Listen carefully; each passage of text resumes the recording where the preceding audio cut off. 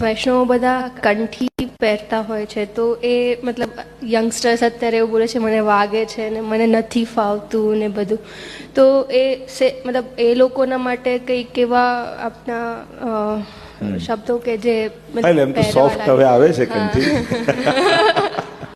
પણ આપણે જો બેઝિક વસ્તુ, કેમ આપણે હાથમાં નથી પહેરતા, કેમ માથે નથી પહેરતા, કેમ પેટમાં નથી પહેરતા, કેમ પગમાં નથી પહેરતા, કેમ કંઠી જ ક્યારે આપણે વિચાર કર્યો કંઠમાં જ કેમ? જો આપણું શરીર છે ને બે ભાગમાં વહેંચાયેલું છે, મસ્તક અને ધડ. આપણે ભણતા નાનપણમાં બે ભાગ, મસ્તકમાં જ્ઞાન હોય અને ધડમાં કર્મ હોય, અને આ બંનેને જોડે કંઠ એ ભક્તિ રૂપ માનવામાં આવ્યું છે કે આપણે ગળામાં તુલસીજી ધારણ કરીએ એટલે આપણું જ્ઞાન અને આપણું કર્મ આ બંને ભક્તિ રૂપ થાય, એટલા માટે કંઠી પહેરતા હોઈએ છીએ કંઠમાં.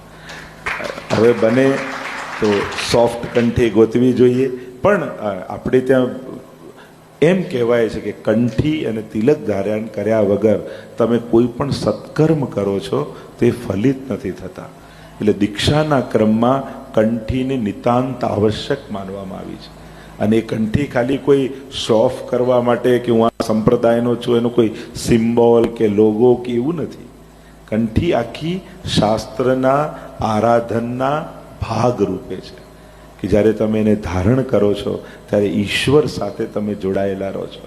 અને ઈશ્વર સાથે, કારણ કે એને પણ ઈશ્વરનું રૂપ માન્યું છે કે આમ ભગવત સ્વરૂપ તો આપણે જોડે લઈને ફરતા નથી રોજ, પણ આ કંઠીને પણ ભગવદ રૂપ માની છે. અને બે કંઠી એટલા માટે કે બે મંત્રની દીક્ષા આપણે લઈએ છીએ, અષ્ટાક્ષર અને પંચાક્ષર. બે મંત્રની દીક્ષા લેવાને કારણે બે કંઠી આપણે ધારણ કરતા હોઈએ છીએ. કારણ કે એક અષ્ટાક્ષરથી નામ લેવાનો અધિકાર મળે છે અને પંચાક્ષરથી ભગવત સ્વરૂપ સેવાનો અધિકાર મળે છે. એટલે આપણે ત્યાં એમ કહેવાય બે કંઠી, નાનેક અનેક ભાવ, એક ઠાકોરજી અને સ્વામીજીના ભાવથી, એક ગુરુ અથવા ભગવાનના ભાવથી. એટલા માટે આ બે કંઠી ધારણ કરવી જોઈએ.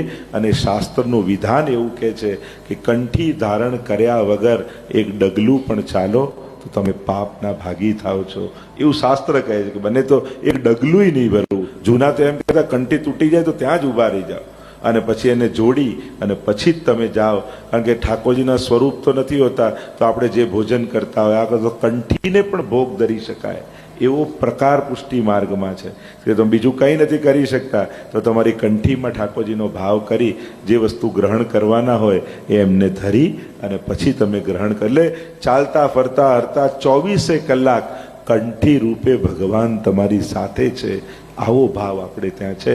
એટલે કંઠી ધારણ કરવી જોઈએ, પણ સોફ્ટ કંઠી ધારણ કરવી જોઈએ એટલે વાંધો ના આવે.